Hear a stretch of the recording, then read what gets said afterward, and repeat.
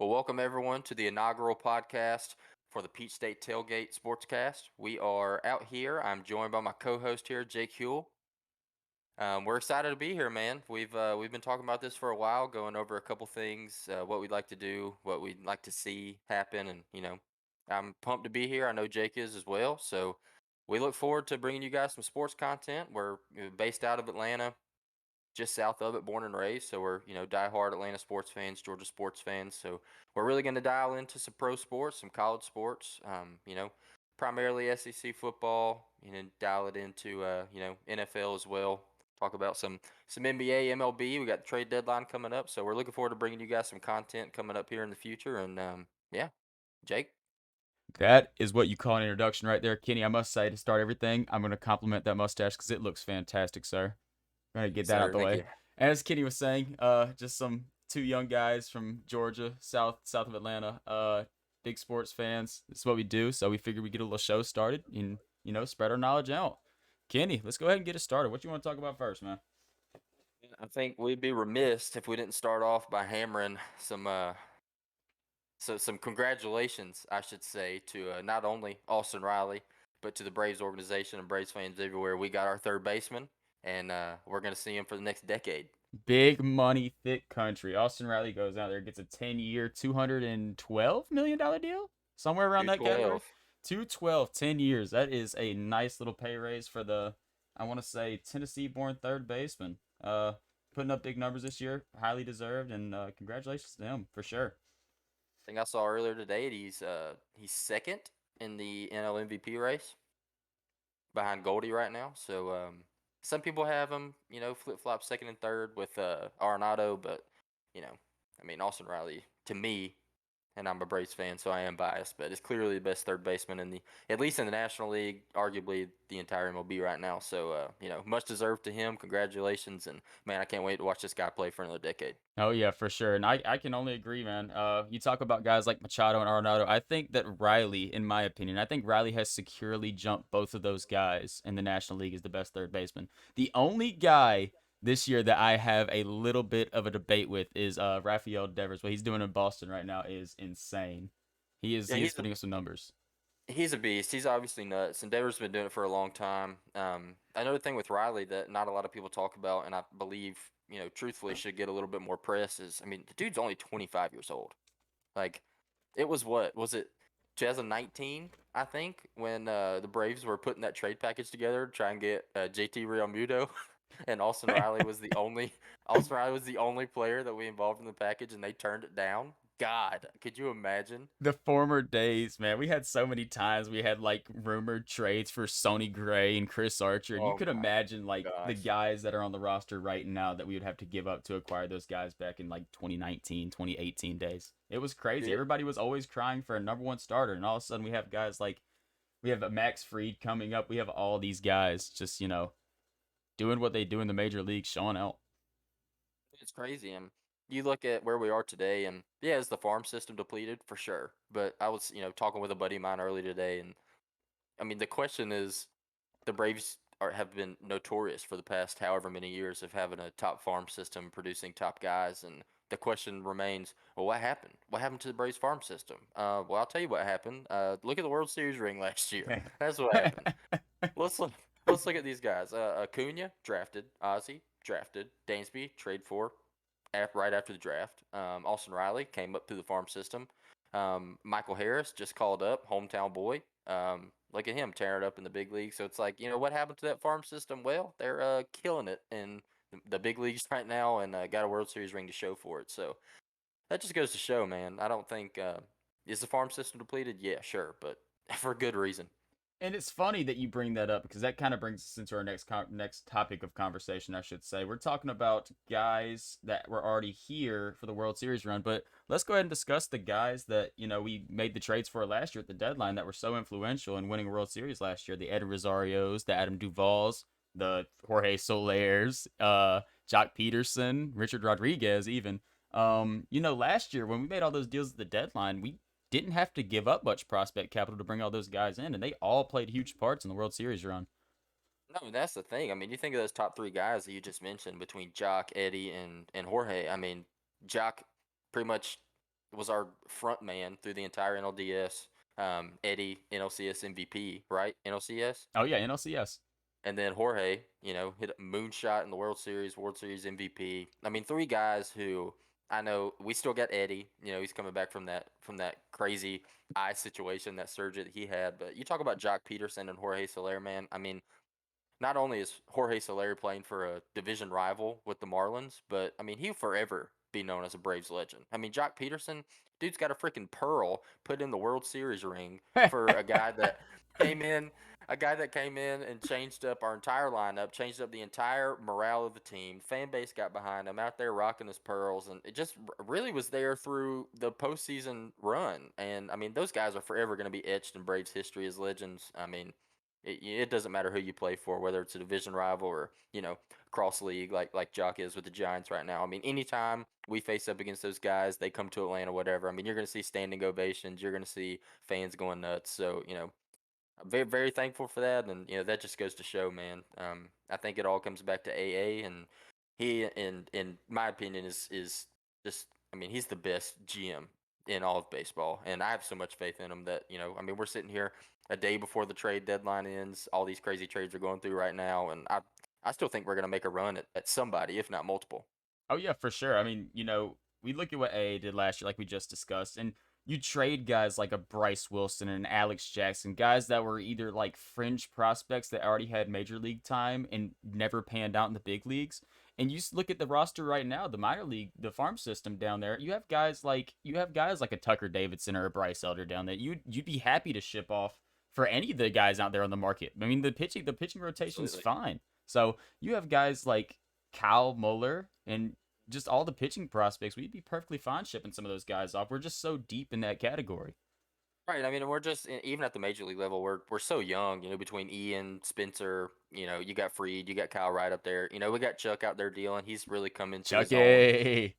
So I mean, we got the veterans, but we got young guys everywhere, man. We just went out and drafted what, two, three more pitchers. We got guys that are all over the farm and all over the major league system that super young. So I still think the future's bright.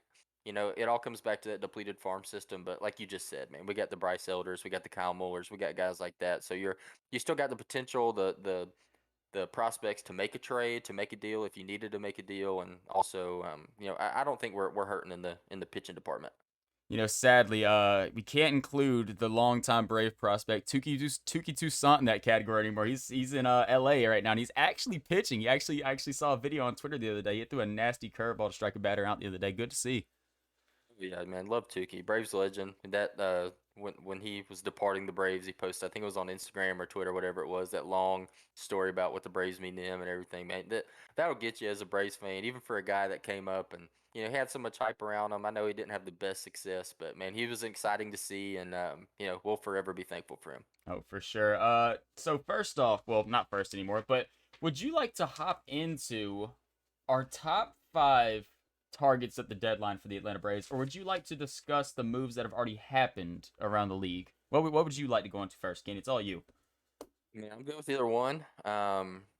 I'll tell you what. Let's go ahead and dive into guys we'd like to see the Braves make a run at, because I know on my list there's at least one that has already been spoken for. So let's go ahead and hit on those. Oh yeah, yeah. Before time runs out, we're gonna go do a timestamp. Right now, it is 9:27 p.m. August 1st. So at the time you're listening to this, some things might have changed, and our list might be completely invalid. But we're gonna hope that the Braves land some of these guys, obviously, because this is our top five list. And let's go ahead and start off, Kenny. Go ahead and give me your number five. Number five for me, I'll tell you what, I actually had number five on my list as Tommy Pham. You just saw the news come through for us about, was it an hour and a half, 2 hours ago? Tommy Pham came through, said that they were trading him and that the destination was unknown. It later came out it was who was it that got him? Tommy Pham. Tommy Pham, I want to say went to Boston. That's I right, yeah, it believe was he the went Red to Sox. Boston. It was the Red Sox. So Tommy Pham is a guy that I had on my list, man. And I don't have his stats in front of me. I actually took him off my list as soon as that went through. But I mean, dude's having a career season. I know he's a little bit older. But he's the kind of guy you like to see come in, especially for a contending team, come in and kind of give you that push, that kind of veteran mentality, veteran experience, and obviously, he'd been around the league for a while, but still stud So what about you? Who's your number five? Okay, I'm gonna cover your Tommy Pham stuff a little bit because I do have the stats in front of me, and I will agree with you on the Tommy Pham aspect. I don't have Tommy Pham on my list, but I have a there's some spots on my list I listed two players because they're kind of similar players in my eyes, and I feel like Tommy Pham would fit right into my five category. Last year, or actually this year, Tommy Pham against lefties is hitting 290 with 371 on base percentage, 462 slugging. That adds up for a 834 OPS. And if you're looking for a guy that can go out there and platoon with Eddie Rosario to hit against lefties every time they pitch a lefty, I mean, that's a good guy to get for sure. I mean, I know he's covered for, but I mean, while we're on the topic, might as well discuss him. It's a good pickup for any team. Absolutely, and he's going to give you, solid defense. Especially in our case, he's going to give you, that upside as opposed to Marcell Zuna out there in left field. So, it's just kind of, another thing to think about. But no, I agree. So I think we had a little maybe not an audio issue, but is my audio still coming through fine? Yep, I hear you good. Perfect. Okay. Well, we're talking about fielding and defense. So the way that I am going to do this, my number five spot, I'm actually going the same route. At five for me, I put a mixture of Michael A. Taylor and Ramon Lariano from the Oakland Athletics. I feel like both of those guys are guys you can platoon every day in left field. And the big thing I'm looking for an outfielder is somebody that can play center field just in case something happens to Michael Harris. Because we look at it right now, Adam Duvall's done for the year. I don't know if they're comfortable putting Ronnie back in center. Who is the backup center fielder on the Atlanta Braves? Not mentioning Guillermo Heredia. Like, who's going to play center on this team right now if something was to happen to Michael Harris? God forbid. I'll tell you who's going to play center for the Braves right now if something were to happen to Michael Harris. His name is Jock Peterson. Um, Braves legend, obviously. We love Jock. Everybody does. We just talked about at the beginning of the podcast. Dude got a whole pearl in the World Series ring. Was with us for a total of what, like 60 days. I Yeah, mean, facts. Jock is, and I'm totally biased here, but and this is getting back to our list. Jock is number one on my list, man. I love him. He's a morale booster. The fans love him. He comes to town. Everyone goes nuts over Jock. If we traded for Jock right now, I think the battery would explode. I mean, you're talking about a guy who he's a lefty hitter. He absolutely mashes righties. And that goes back to what Snit was saying, or what AA were saying a couple weeks ago about it was prior to the Duval injury, Okay. saying that we really were looking for a lefty bat, somebody to come in and give us that extra lefty bat. You saw us make the move for Robinson Cano. Obviously that didn't work out. Man just got designated, but it we made a couple moves to try and get that lefty bat in there. And here recently, since the Duval injury, we've heard them reference a couple times saying that we're also looking for another righty bat to come in and mash against lefties. But one thing I think is super underrated about the Braves is how we've hit lefties throughout this entire year, and the Braves really tear them up, man. I mean, there's a significant difference in plate appearances, from righties to lefties, like very big. Oh, yeah. Um, but you look at the Braves right now, we got a 787 OPS versus lefties. I mean, the entire team is mashing. So I still think there's that upside of bringing a guy in like Jock. Not only is he a morale booster, he can play center field. I mean, he's hitting 240. He's cooled off a little bit. Man was up there around 300. He's an all-star, obviously. 17 bombs, 800 OPS. One thing about Jock that I will say is he's a free agent at the end of the season, so it's not like he's going to be some kind of long-term solution for you. But he's a guy that could definitely come in, make a big impact. I mean, we've seen what he can do through the postseason. He's got a 22% K rate. And honestly, compared to the Braves, I mean, you're looking at our top, upper echelon hitters. You got Dansby, you got Adam Duvall, you got Austin Riley, Matt Olson. Even they're upwards of 25 to 30%. So Jock, comes in there, he kind of fills that gap. So I mean, he's number one on my list as a fan. I would love to see it. I don't know what you think about that, but Okay, so just a quick note on Michael A. Taylor. I wanted to say that Michael A. Taylor does have a 742 OPS for a guy like that. That's not expected to hit much, and he's actually hitting good. The only thing with Michael A. Taylor, he's kind of a weird guy. He's a righty, but his splits show he actually hits righties a lot better than lefties. He has a 763 OPS compared to a 696 OPS against lefties. Um, but I mean, in the past 28 days, the guy's mashed. I mean, he's 703 OPS. I mean, to be fair, one home run. I mean, he's not a big power guy, but I mean the defense is great. Uh, I will say this. one. Oh, go ahead. Go ahead. And I'll just touch on that too. I mean, you look at the Braves as a whole, man. I think it's second across the entire MLB in home runs to the Yankees. And they've got Aaron Judge who's out there rivaling Barry Bonds right now. So Yeah. but I mean, a guy, you bring in a guy like that, and you'll see when we dive into more of our list. I've got a couple guys on here that are, batting average is batting average. It's not something that a lot of people look at, but we're kind of in need of that guy, that on base guy, that guy that's going to get you some singles, some doubles, some good contact play. Not so much looking for the heavy home run hitter, the Joey Gallows of the world.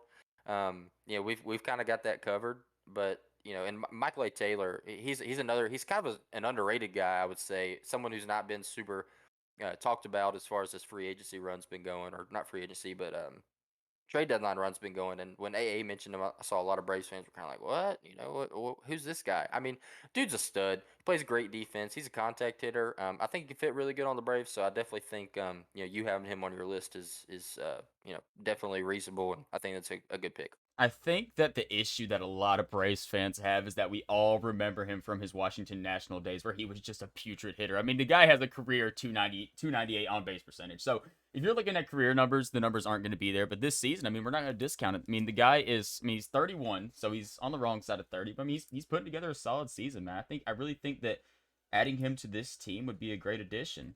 Also, Ramon I Lariano, I agree. have to say about Ramon Lariano, his throw that he made a couple years back, catching the ball in center field and just gunning somebody at first. As soon as I see his name in like trade rumors, I'm like, okay, this might be a guy I want on my team. Like, it just seems like Oh the my gosh, entertainment yeah. aspect of it. Especially when you're down a guy like Duvall in the outfield. I mean, you're looking at a team with Duvall, Michael Harris, and Acuna who have got rocket launchers attached to their shoulders in the outfield, making crazy plays. I mean, Duvall was what like. I mean, MLB had him as like a top 10 center fielder to start the year, and Yeah. man, I mean, dude's probably a top three defensive left fielder in baseball. You could argue he's the best. So losing him, somebody like that is definitely exciting, especially get that cannon. Nice, man. I will say this. Can I actually jump you and take this fourth spot right here? Because I feel like we're gonna have a lot of debate going on. Because my fourth might be a little bit questionable for you. Okay, so at four, I have former Braves legend, the Pearl Wearer himself, Mister We Are Those MFers, Jock Peterson. Let's go. So the reason I have Jock so low at four, and the main reason is because the platoon aspect. I'm gonna go ahead and say that the platoon aspect of adding another lefty to go with a lefty and Eddie Rosario doesn't make much sense to me. Now, Jock is obviously a character, and his clubhouse presence is just insane. Like you can't Of just course. like you can't just get that from anybody. No. But my one thing I'm nervous about with Jock is Jock has had a great season all around. The counting stats look good, but if we look at the past 48 at bats for him, the dude has two extra base hits, a 196 on base percentage and a 125 slugging. Like I'm a little nervous that what we saw early in the season might have been a little bit of a fluke. No, and that's completely understandable. And like I said a minute ago, I mean, you see a guy whose batting average has dropped down to the 240s from where he was, up near 300, getting All Star game remarks, and obviously he made the All Star team. But he's also a fan favorite. It's a fan event. So a guy like that, not too much of a surprise. But I mean, your concern is definitely well noted there, and I definitely think there's a good reason for it. I mean, if I didn't think he would, if I didn't think he wasn't valuable, like I wouldn't have added him on here. I think there's definitely value in adding Jock. Just the personality alone. I mean, we saw what it did last year to the Braves. I feel like that really put the Braves on the next level as soon as we acquired Jock. I mean, you lose a guy like Acuna and you bring a guy like Jock in. I mean, that doesn't really get much better on the personality standpoint. So that 100%. aspect of things is great. And one thing about Eddie, I will give Eddie this. You look at Eddie's career splits, Eddie is a very even hitter when it comes to hitting against lefties and righties. Eddie, I mean, people dog on Eddie, and I know he's not having the best year, but Eddie's a career 275, 280 hitter against both the left and right sides. I mean, he's a legitimate hitter that this Braves lineup needs. Break. Dude's literally got a brand new eyeball. I mean, Exactly. dude went to the doctor, and Eddie started the year he was batting like .077, and everyone was like, "What is going on with Eddie Rosario?" We passed on Ore, we passed on Jock, we brought Eddie back, and Eddie can't do anything. I remember you and I were watching the like first series of the year, and Eddie was just standing there looking up, catching a fly ball. Ball lands 5 feet to his right, and we're like, what is going on? I mean, come on, dude literally had a hole in his eyeball. I mean, come on, dude, he's back now. He's playing a lot better. So I think we need to chill out a little bit on the Eddie Rosario. I think he'll regress to the mean, as you could say, and he'll come back and be a solid hitter for you. And we've already seen. I mean, he's been heating up a little bit. Man, he's been stinging the ball for sure, man. He's been Oh putting yeah. together a lot of good at bats. He had a couple good at bats against the lefty the other day. I was really inspired by. I don't think that we were expecting Gold Glove Eddie that played in the playoffs last year, making like running catches at the warning track. But what we saw early in the year, we knew something was wrong with him. He's not that bad. Like Eddie's never been that bad. He's not an amazing defender, but that was something was obviously up with him. Yeah, he might not be the best defender in the world, but you're looking at a guy who's splitting reps with Marcelo Zuna. I mean, you know, I mean, there's not really anything else I need to say about that. Yeah, Marcelo Zuna, and we saw a little bit of wild Bill Contreras on left. That was an adventure on its own. I know that was, man. They talked about that. I remember the rumors Wild Bill's gonna play second. They I'm like, were playing him everywhere in spring training. what? All right, Kenny, what you got it for, man? Let's go ahead and drop down the list a little bit. So my number 4 was Andrew Benintendi. Obviously spoken for. He's a Yank now. Lefty batter. Dude's having a crazy year right now. I mean, he's hitting over 300. I think his batting average is like 316, 317 right now.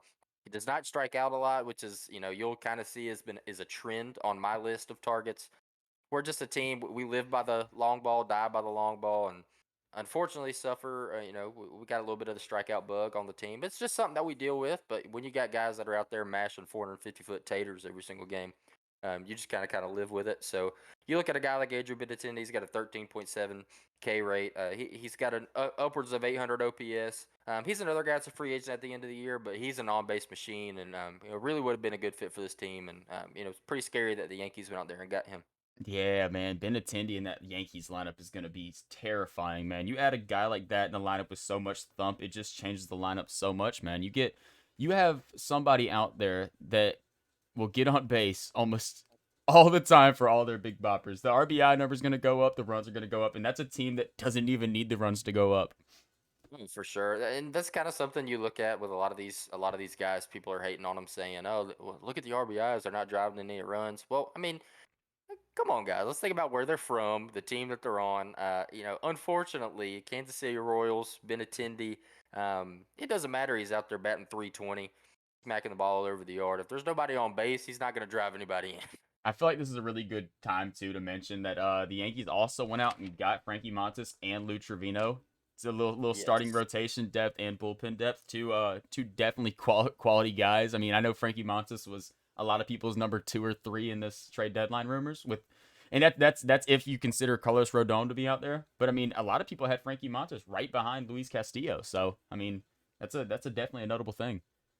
Yeah, I mean, there's another guy, man. I mean, a guy like that is obviously just a stud. He's gonna come out there. He's gonna deal every single appearance for you. His bad days are good days for most pitchers, and you put Yeah. him on a team like that. I think the scary thing with the Yankees is they really didn't give up anything for him. No, nothing at the major league level. Any team like that can just give up stuff, mostly at a minor league level, and acquire major league talent that's already making a deep playoff or planning to make a deep playoff push. The depth definitely comes in clutch at that point. Like you have a lot of value in the depth. 100%. Well, what about you? Who's next on your list? All right, so we got down to 3. So my 3 is going to be pretty interesting. So at 3, I have 2 guys that they're not similar type of players, but they fit a similar role to me, and that is Kike Hernandez and Whit Merrifield. I like Witt a lot. Witt was a borderline guy on my list. I did not include him for a guy I'll mention here in a second, but I like those two a lot. So the reason that I included them, they're both having down years, but they're both proven veterans. They both had, great seasons in the past. I do like Witt more than I like Kike. I feel like Kike's playoff experience though definitely outweighs Witt's. Like Kike has been there, For Kike sure. has done that, and he's a big time guy. My main reason I picked these 2 guys is because the position versatility. I mean they have. I mean you could play them at second until Ozzy gets back, and then throw him in left field when he gets back. Like these guys can play all around the diamond, and that's always good to have. Oh yeah, especially on a team like us, man. We're loaded in the outfield. We've got Travis Darno and Wild Bill Contreras back there behind the plate, and the infield.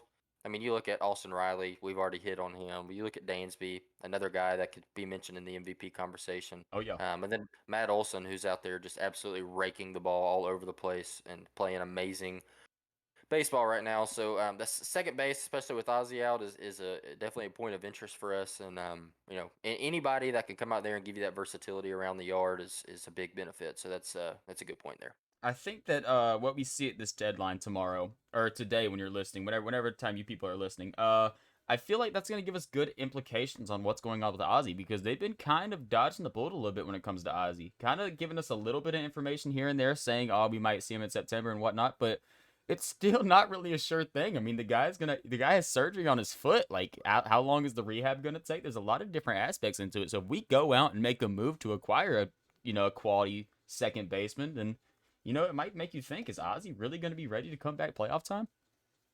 Yeah, man. I mean, it's definitely a big question. I mean, the thing with Ozzy is it doesn't matter who you are. You can be a genetic freak. You can be a run of the mill guy. Foot injuries are scary. We've seen in the past. I mean, you're talking to two local boys who've been diehard Falcons fans, and we've seen Julio get the foot bug for the past decade. So, Facts. That is um, true. it's just something that it's hard to overcome. When you have a serious injury like he did, and it was kind of a funky injury where it wasn't really any contact. It was sprinting out of the batter's box. It almost seems like he had a little bit of a lingering issue going on. He started off the year red hot, was leading the league in home runs for a little bit, and then just really fell off and wasn't really the Ozzy that we were accustomed to. And I think you can really attribute a lot of that to the foot situation. And I think they're just playing it safe with him. I mean, he's going to come back. You're looking at a team right now. We're 3 games behind the Mets right now. In my opinion, we're gonna win the NL East. It might be decided later on, and we've got a big series against the Mets coming up. But we've got a big series against the Mets right at the end of the year when it's getting down to crunch time. So I think it's safe to say that the Braves are being a little cautious with him. And while it's not like we're out here dropping game after game after game, running out of contention. I mean, so I think we're gonna be okay. But yeah, it's definitely a lingering issue. Man, I could talk all day about the Ozzy Albies situation. I think we can, but I'm gonna save that for a later Yeah. podcast. Let it get a little bit farther down the line for I debate on Ozzy a little bit too much. Let's go ahead and get your number three. What you got, Kenny? All right, so number 3 on my list, he's kind of a guy that's been mentioned a lot here recently. I'm a big fan. Brandon Drury. Brandon Drury, former Brave farmhand legend.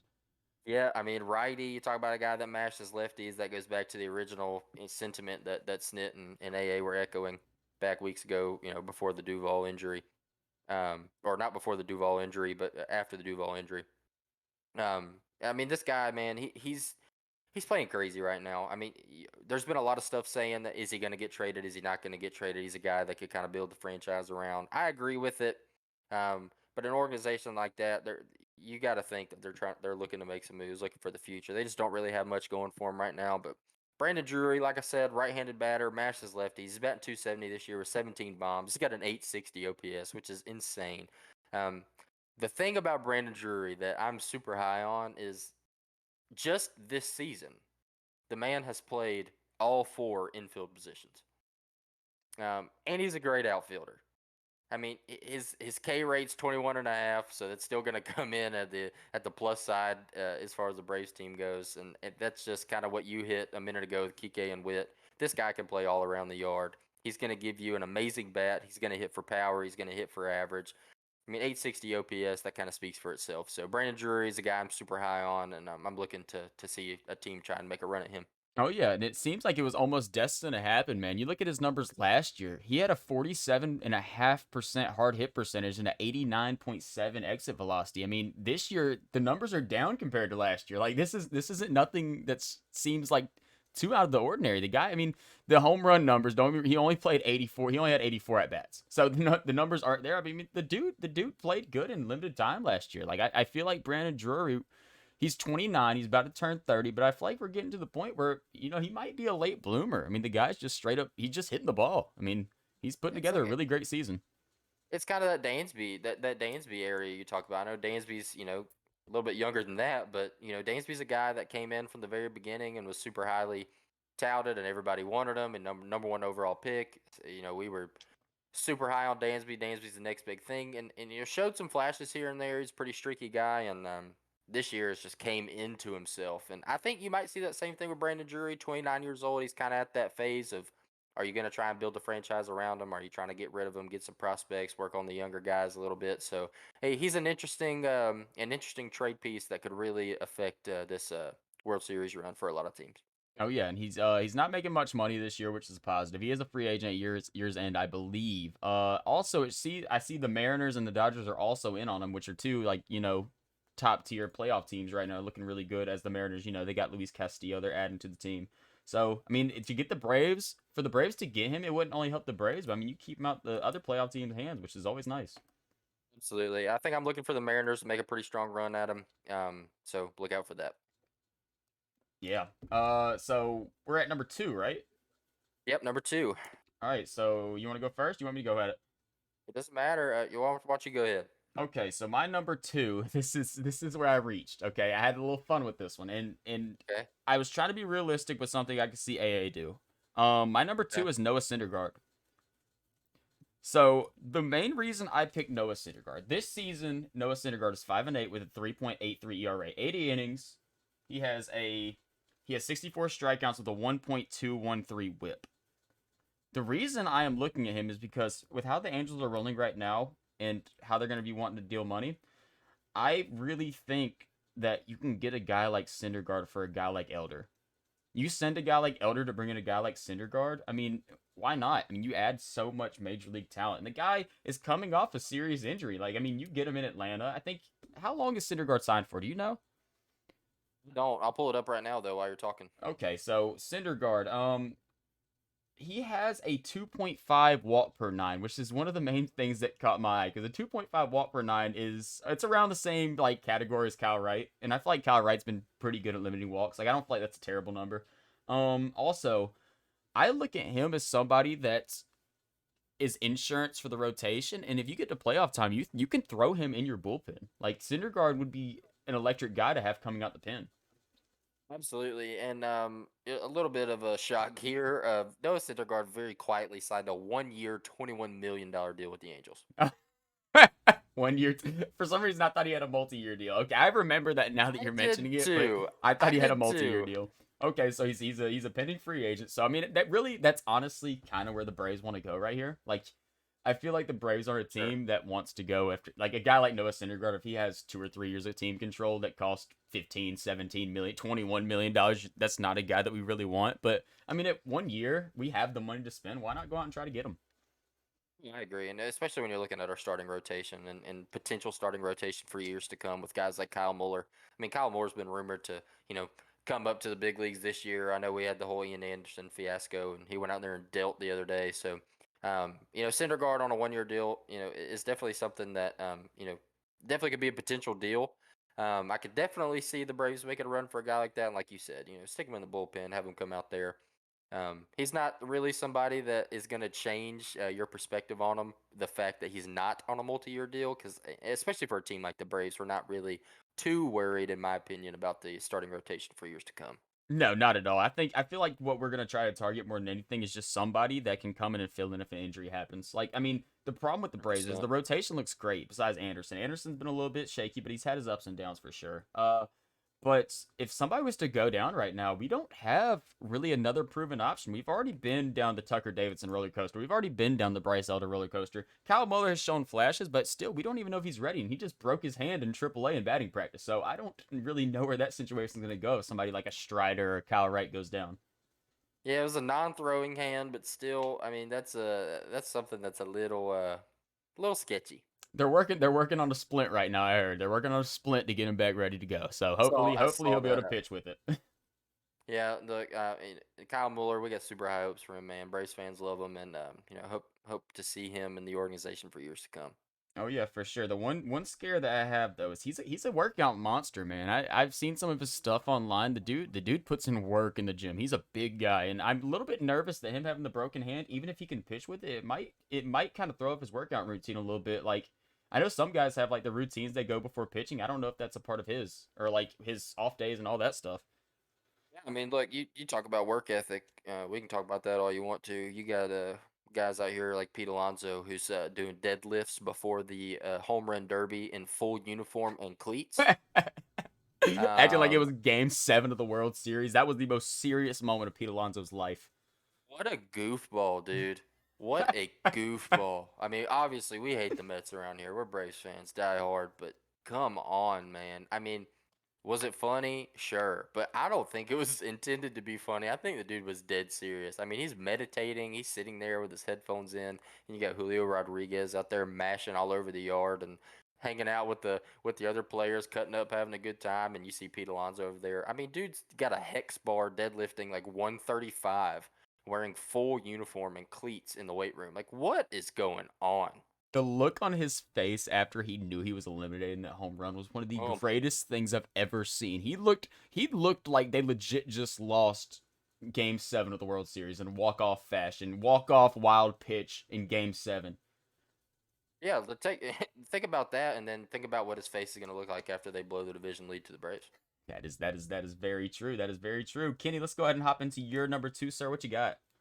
So my number two, realistically, is my number one. I had Jock at my number one because I'm super biased Braves fan, and I love him and would love to see him back in a Braves uni. I feel like we might go similar routes at 2 and 1 for me. I'll be honest with you. I Uh, feel like I know where you're going.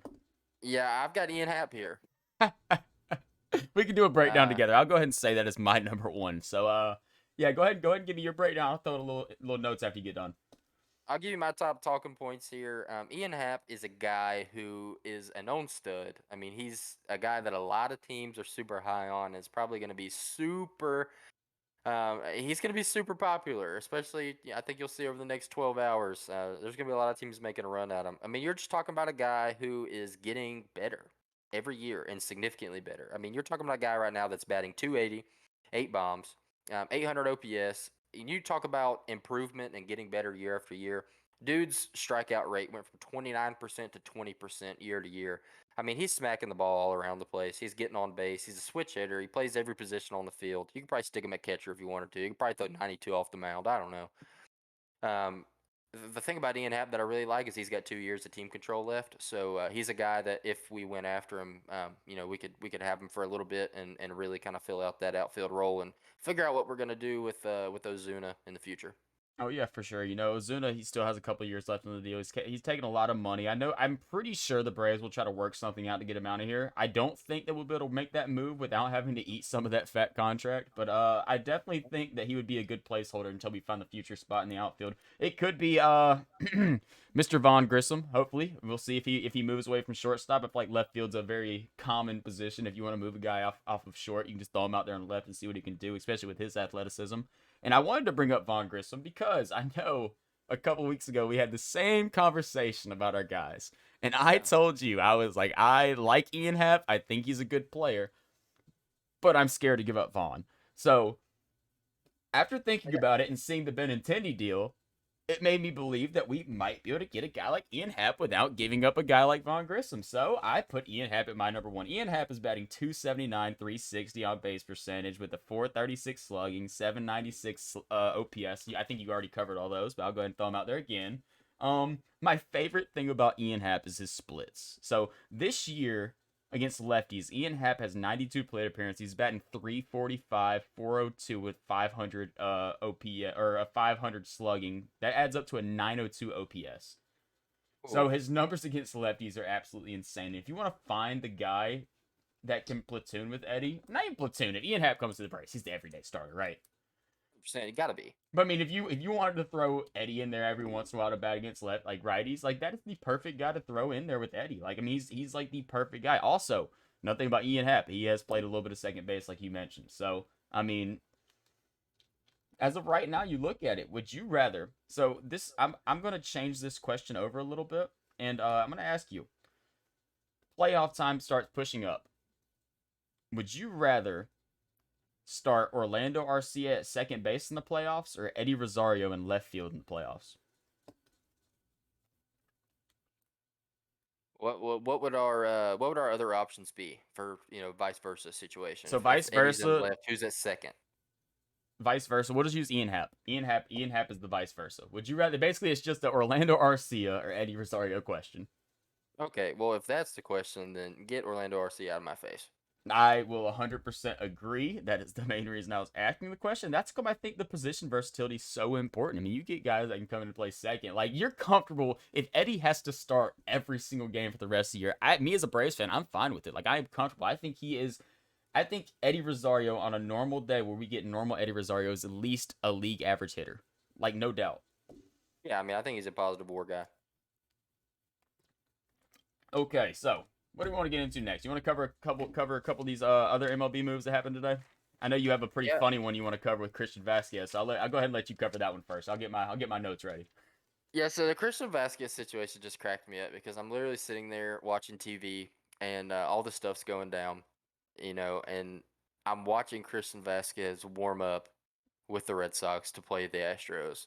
And dude literally walks to the dugout from the field and is hounded by reporters asking him how does he feel to be traded to the Houston Astros and how does he feel about playing in this stadium. And it just looked like he was a deer in the headlights, dude. I mean, it he may have known that he had been traded 2 minutes before that. So I mean, you talk about a crazy situation in general. I mean, that is just about the craziest situation you could get. And then you want to talk about the stigma of the Houston Astros, the whole cheating scandal, the whole sign stealing buzzer situation. This just doesn't make it look any better from a fan perspective. I mean, you got a guy like Christian Vasquez who plays catcher, who knows the team better than anybody. He's the quarterback of the baseball team.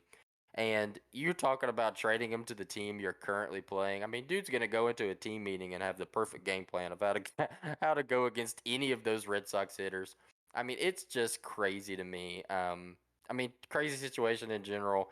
I like Christian Vasquez. I think he's a good player, but man, that's a crazy deal. Yeah, it definitely is crazy, and I'm not gonna say that I thought Christian Vasquez is the catcher that the Astros were gonna go out and get. I was almost it to me. It was almost a lock that William Contreras was or William, right? Yeah, but now Wilson Contreras is gonna be a Houston Astro at least by the end of the trade deadline. But I will say that Christian Vasquez is a really good pickup for him. I remember in the World Series we were playing the Astros and they ran out Martin Maldonado every day, and it was he was kind of like a black hole in their Oh, lineup. So you had a guy like Vasquez in there, man. He's gonna be a big help for the Astros. for sure. Maldonado's in the lineup tonight. They actually while the trade was going down, I'm looking scrolling through Twitter, reading all about it, seeing JD Martinez comment on it, talking about the whole he knows how to game plan against us, blah blah blah. And then I'm watching Maldonado warm up on the field before the game, and I'm like, man, this is crazy. I guess they're gonna let Vasquez be a coach on the bench tonight. Let him get a day off. I guess so. Is there like a turnaround time for when you get traded? I mean, I personally don't know of a situation to where a guy's literally gotten traded while on the field against the team he got traded to. Like, is there any way? I mean, there's no way they have a jersey for him, but is there any way they throw that guy into the lineup right then, or is that even possible? I could be wrong, and if I'm wrong, it's just a little bit different circumstances. But I do know that a couple years back, the Braves made a trade for Juan Uribe while Ron Uribe was on the Dodgers and they were playing at a series in Atlanta. And I can't remember quite vague. I can barely remember. I think it might have been in between a doubleheader. So I think he played his Maybe first not. game with the Dodgers and then came to the Braves and played the second game. I could be completely wrong, but That's nuts. if that didn't happen, he played on Saturday with the Dodgers and played on Sunday with the Braves. I know it was a weekend series at some point. It's a couple of years back now, so That's crazy. That's a good point. I do remember that. Um, my move, I have a couple moves written down, but I think the first one I want to talk about, I think I want to talk about the Brewers trading Josh Hader to the Padres. The Padres received hold up, I'm sorry. The Padres received Josh Hader. The Brewers received Taylor Rogers, Dinelson Lamet, Robert Gasser, and I'm sorry about the pronunciation, but Asteri Ruiz. I believe I might have got that right. So, As we know, Hader's a closer. Taylor Rogers is a closer. Dinelson Lamet is an interesting starter who has struggled in the major leagues this year, but he's put up great numbers in AAA. And the other two guys are just prospects. Hader, on the other hand, Hader is having a career worst year. Hader has a 4.24 ERA on the season. Has gotten shelled in the past couple outings. So I'm interested. I'm really interested to why the Brewers made that deal for more pitching help because I feel like playing the Brewers the past like 3 years in the playoffs, I feel like pitching is what they're always good at, and they never have any bats in that lineup. there's a crazy stat for you. Josh Hader leads the league in saves with 29. Taylor Rogers is second with 28. Okay, so we just got the top two, and I believe that they've both gotten shelled the past couple weeks. Yeah, Taylor Rogers, another guy, 4.3 ERA. He's one and he's 1-5. 1.11 WHIP. But still 28 saves. I mean, he's a noted stud. So felt like a funny trade to me. Obviously, haters hater. So I think he's gonna be. I think he's gonna be a guy, and I think he'll turn it around. He's gotten shelled here lately, but I'm gonna I'm gonna try and throw that out the window the best I can and say that he'll get back to Josh Hader. Definitely, Josh Hader, man. You watch him on the mound when he's on. There's not a pitcher like him. He is like the reliever version of Jacob DeGrom. When Jacob DeGrom is on and Josh Hader is on, there's nobody hits them. That's just how baseball works. Yeah, unless DeGrom's facing Drew Waters. Or unless Josh Hader's facing Freddie Freeman in the NLDS. Yeah, get some, Josh. Yeah, going on to the next move. We had Trey Mancini also going to the Houston Astros. That's a pretty interesting one to see. It was sad, man. He was super emotional about it. He was choking up when they were asking him. He said he was super hesitant. He didn't want to go get in the shower and get changed and get ready to leave because he knew it was going to be his last time in the locker room. I mean, you look at a guy like Trey Mancini, everything he's been through. Um, he's been a lot to that organization, and I can't imagine what that must be like for him, what that must be for the fan base. But obviously, the Orioles have been in a tough spot for a while. I know they've seen some upside here lately, but yeah, that's a crazy move. Definitely. I'm gonna do one more baseball thing before I let you get into football to end the podcast. Brett Phillips, everybody's Mm, favorite player, got DFA today. So that's an yeah, interesting thing to put him out there on the market. We'll see what fan base gets to handle Brett Phillips for the next half year and enjoy him. Because honestly, if the Braves made that move, I would not be upset. yeah. I mean, future Brave Brett Phillips is going to be a legend. Obviously the whole thing with him and I I don't even want to guess because I do not know the situation, but you see the thing on ESPN all the time with him and the little girl who was battling some kind of sickness or disease, whatever it was. Then he goes out there and she says you're gonna win the game, you're gonna walk it off, and goes out there and walks it off and gets emotional after she signs the softball for him. I mean, dude is definitely a below average player, but man, does he mean a lot for a team, for an organization? He's definitely a morale booster. Oh yeah, for sure. And he's also a dominant reliever, like part time for sure. He comes out there and just throws gas. The 63 mile per hour fastballs he throws up there are very intimidating. Yeah, he's the Anthony Rizzo type. All right, Katie, we got a little bit of time left, man. Is there any football or anything you want to cover? Yeah, let's dive into it, man. There's a couple things I wanted to hit on before we get out of here. A couple things, and you mentioned it earlier with the Falcons. So why don't we'll get into some Falcons talk. Let's let you get into it, and you kind of give us some insight on the defensive situation. Oh, we're gonna go with Mr. Dean Pease, defensive coordinator, Madman Dean. Madman Dean had a mean WWE style press conference the other day. It was actually very entertaining. Basically, you Hilarious. can look it up. You can look it up. It's all over Twitter. It's all over any social media. But basically, Dean Pease said he is tired of the notion that the Falcons are a bottom tier defense, and he says, I don't want to quote him, but I believe he says that he compared it to calling a child stupid and said you don't call a child stupid basically by people coming out and saying the Falcons are a bottom 10 defense that the players believe it after you say it so much. So Said you don't call a child stupid because the kids will start to believe it after a while, and that's the same thing that's happened with the Falcons. Which Dean, you do you, man. We appreciate it. I personally, as a diehard Falcons fan, think that yeah, people have been saying that the defense is bad because it is. it is bad. Casey Hayward is going to be a bright spot. I feel like Isaiah Oliver played great ball last year before he got hurt, but I don't know if that's going to push us into the top tier in defense. Those two guys joining the squad. Yeah, I mean, he even went as far to say that the Falcons' defense this year is going to be comparable to the Ravens and the Patriots. So prove me wrong, Dean. I would be so. I am rooting for you, Dean. If Dean proves us wrong, I Absolutely. would be ecstatic. I will admit my wrong, and I will just just let it all go. I will be the happiest person on the planet if the Falcons somehow run out a top 15 defense in the NFL. Let's go. I think top 10, he said. He did say top 10. I think that might be a little bit of reach. I'll give him the benefit of the doubt and just roll with top 15. I will still say thank you. Even the top 20, I might still think about it. Oh my gosh, yeah, Dean. I'm buying stock in Dean. Yeah, that was my only football rant I have for the night. I know you have a couple things. I'll let you dive into a little Yeah, Troy Anderson talker, whatever you want to get yeah. into. So there's a couple things I wanted to dive into. You had Troy Anderson come out there today talking about the defense. I don't know if anyone saw it.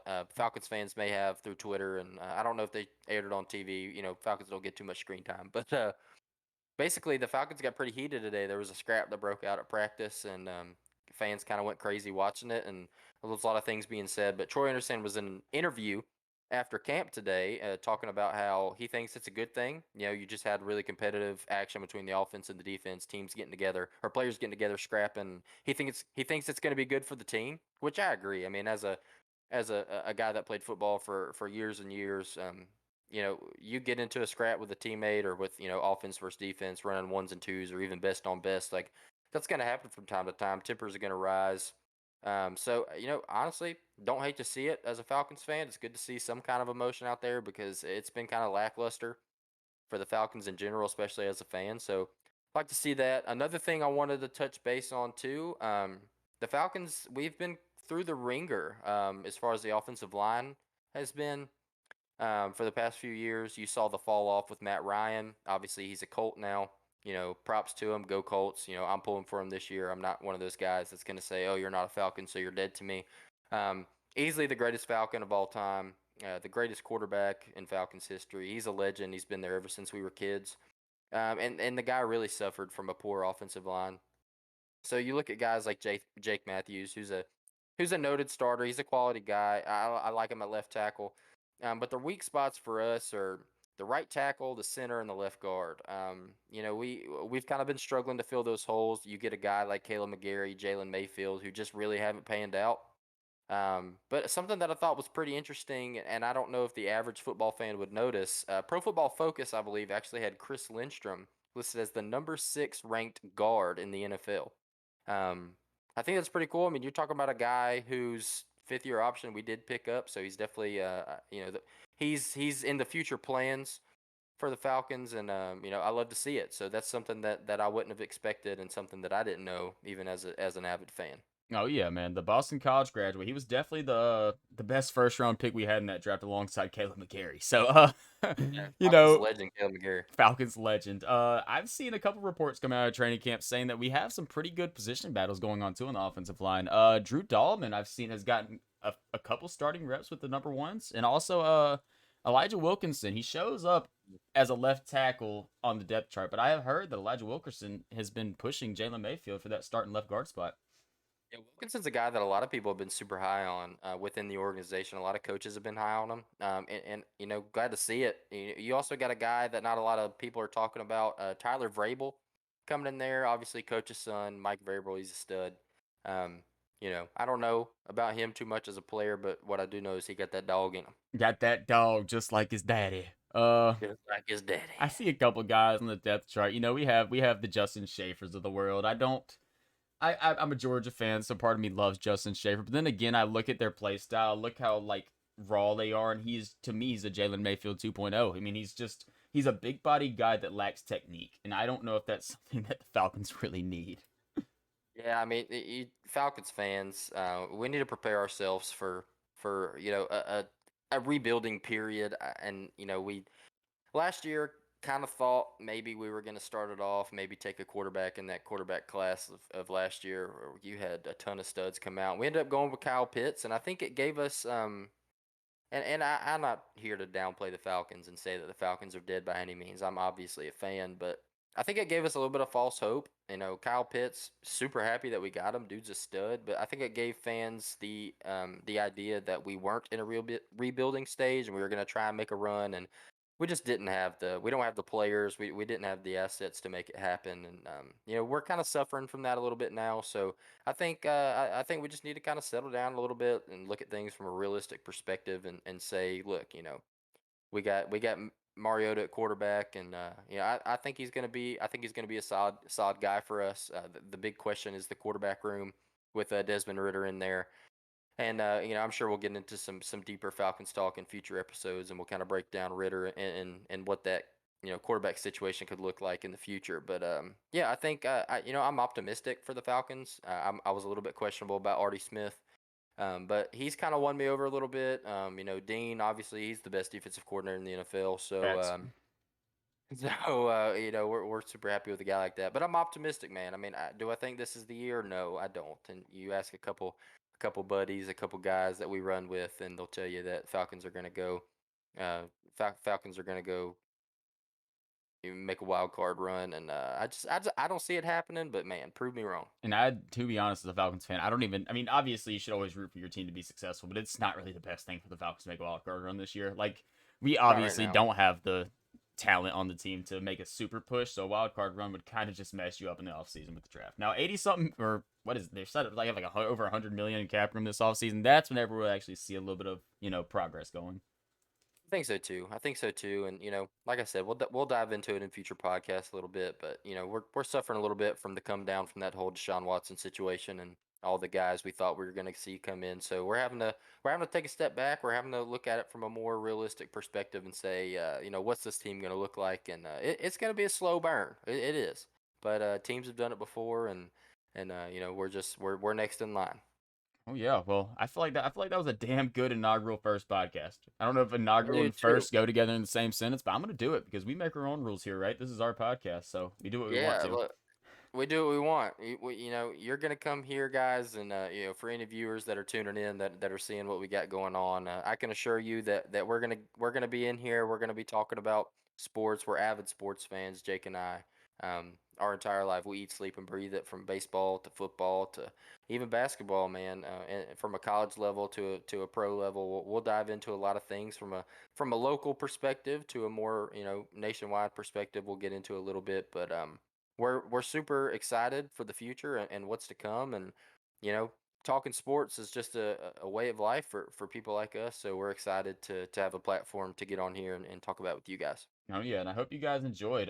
You can find us on Twitter at Peach State Pod. I couldn't get Peach State tailgate on there too long for a Twitter handle, so Peach State Pod. You can find us on Twitter. We'll keep y'all updated with all the times we're gonna plan on doing podcasts and stuff. And like Kenny said, I hope you guys enjoyed. And all the support. Any support is always great. And it was a fun time. I look forward to doing this again with you, Kenny. Absolutely, man. I'm looking forward to it. All right, guys. Until next time. See y'all later.